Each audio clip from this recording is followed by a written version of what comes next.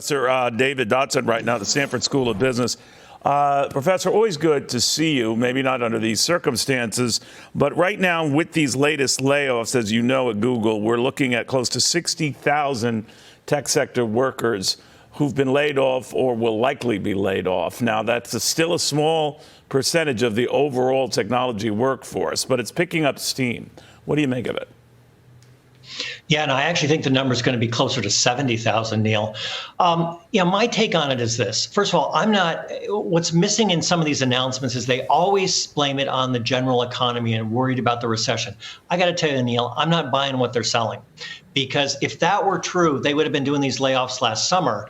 Since then, we've got GDP's back up, inflation is down, supply chain issues are getting worked out. I mean, there's less signs of recession today than there was 6 months ago. That's not why they're doing it. They're doing it because Meta laid off 11,000 workers back in November because they had lost their mind with all their projects. And it's providing cover for tech companies to do what they really should have been doing all along, which is right size. The problem in the tech sector is not about the global economy. The problem in the tech sector is that it's been just the era of drunken spending. And they're figuring out that maybe we don't live in a world where someone's latte in Palo Alto costs more than what most people pay at the diner for breakfast. That's a very good line. I'm going to steal that one, Professor.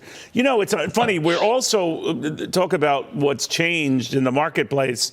The market itself, Goldman Sachs, of course, laying off better than 3,000 workers.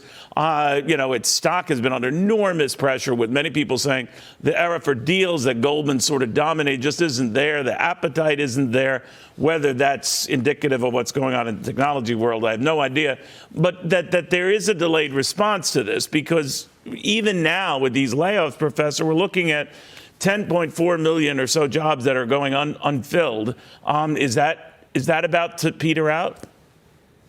Well, I think what's happening, first of all, in the financial sector is everybody hit the brakes. Right. So there's not a lot of deals and transactions happening. So that should be no surprise to anybody, because everybody's just waiting to see what's going to happen. In the tech sector, I think there's going to be two significant implications as a result of what's happened since Meta did their layoffs in November. The first one is this, is that the VC funding world is going to change radically. You're talking about venture capital and people investing in all of this, right? Sorry, what? You're talking about venture capital, people investing in all of this, right? Sorry, venture capital, where, someone shows up with a PowerPoint presentation and they get funded for $25 million. Those days are over. The second thing that's going to happen is the employment market in the tech sector.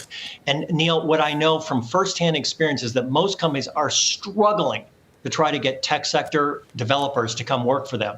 All these people will have jobs, believe me, because in the tech sector across America, not in Silicon Valley, but across America, they are struggling for employees. And it's real. It's getting pronounced, too. And things are bad, Professor, when Goldman Sachs ends the free coffee. That was the first sign that this was going to build up steam. Always good seeing you, my friend, the Stanford School of Business. Incredible professor. Dave Dodson.